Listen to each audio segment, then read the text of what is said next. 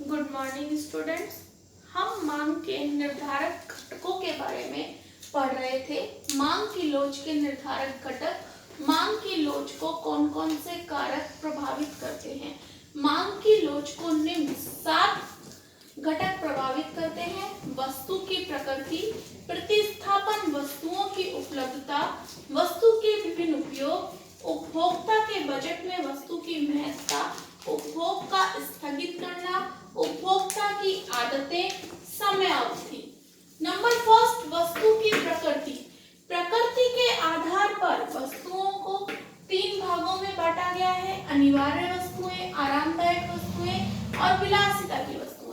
अनिवार्य वस्तुओं की मांग की लोच 0 शून्यात्मक लोच होती है। आरामदायक वस्तुओं की लोच इकाई के बराबर, यह लोचदार। विलासिता की वस्तुओं की मांग की लोच इकाई से अधिक होती है। नंबर सेकंड, प्रतिस्थापन वस्तुओं की उपलब्धता। प्रतिस्थापन वस्तुएं मीन्स स्थानापन्न वस्तुएं। एक वस्तु के स्थान पर दूसरी वस्तु का प्रयोग स्थानापन्न वस्तुएं कहलाती हैं। जैसे चाय के स्थान पर कॉफी का प्रयोग, गुड़ के स्थान पर चीनी का प्रयोग। ये क्या है? गुड़ की स्थानापन्न वस्तु क्या है? चीनी। चाय की स्थानापन्न वस्तु क्या है? कॉफी। यदि किसी वस्तु की स्थानापन्न वस्तु उपलब्ध होती है तो उसकी मांग इकाई से अधिक लोचदार होती है, क्योंकि जब किसी वस्तु की कीमत बढ़ जाती है तो उसके स्थान पर अन्य स्थानापन्न वस्तु का प्रयोग होने लगता है, इकाई से अधिक होती है। मान लीजिए चाय की कीमत बढ़ जाती है तो कॉफी की डिमांड और अधिक बढ़ जाती है, तो मीन्स इकाई से अधिक।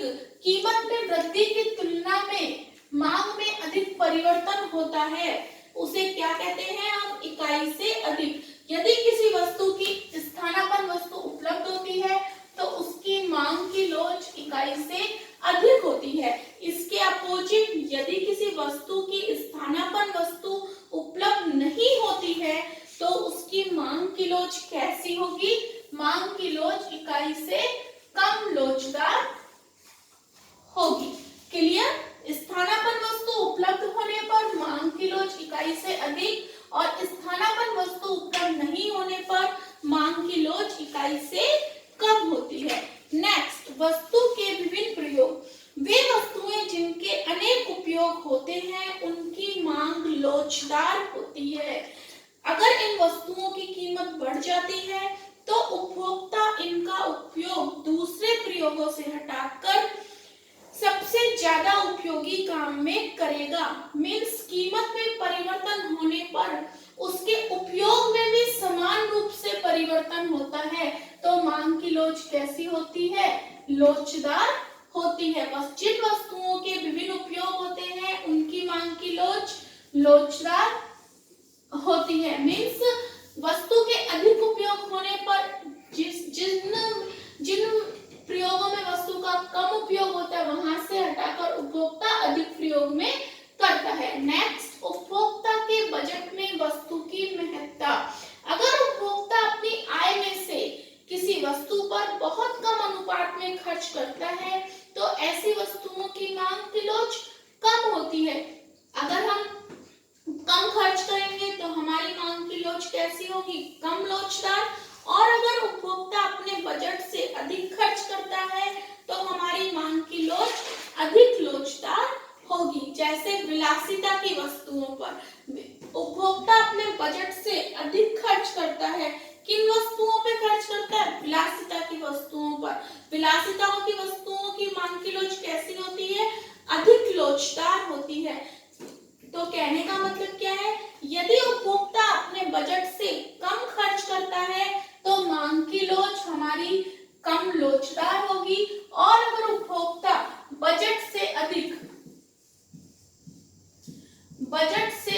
खर्च करता है तो हमारी मांग की लोच इकाई से अधिक होगी।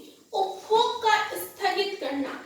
ऐसी वस्तुओं की मांग लोचदार होती है जिनके उपभोग को स्थगित किया जा सकता है। जैसे हमने घर बनाने का प्लान किया, लेकिन अभी जो हम लोन लेना चाह रहे हैं उसकी ब्याज रेट बहुत ज्यादा है, इंटरेस्ट रेट बहुत ज्यादा है, तो हम उसको क्या कर सकते हैं, अभी अपने प्लान को कैंसिल कर सकते हैं। तो ऐसी वस्तुओं की मांग की लोच कैसी होती है, लोचदार होती है।